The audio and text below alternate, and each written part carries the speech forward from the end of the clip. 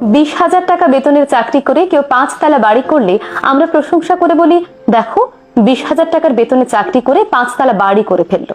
আর তুমি কি করেছো? বিয়ের বাজারে দেখা হয় ছেলে সরকারি চাকরি করে কিনা। ছেলে সরকারি চাকরি করে, 5 তলা বাড়ি আছে, তার মানে সোনার টুকরো ছেলে।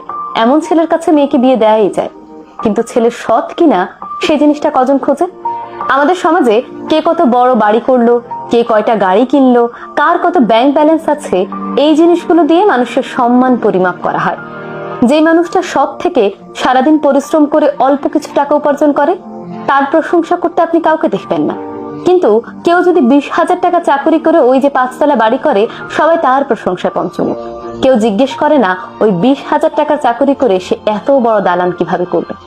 বরং প্রত্যেকটা মানুষ তাকে সম্মান দিতে থাকে। মসজিদ থেকে শুরু করে এলাকার বাজার, সব জায়গায় মানুষ তাকে সম্মানের সাথে ট্রিট করে।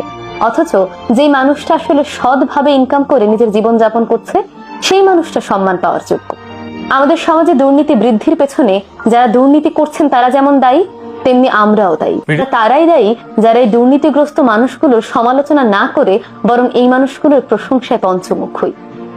দুর্নীতি করে 5 তলা বাড়ি করা সেই সরকারি চাকরি করা ছেলেটার কাছে আমরা মেয়ে বিয়ে দিতে চাই।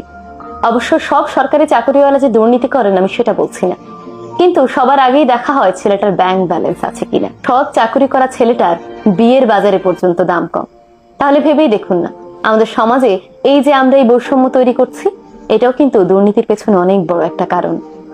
সুতরাং আমাদের এই ধরনের মন মানসিকতাগুলো পরিবর্তন করলেই কেবল আমাদের সমাজ থেকে দুর্নীতি দূর হবে এবং আমরা সুন্দর একটি সমাজ করতে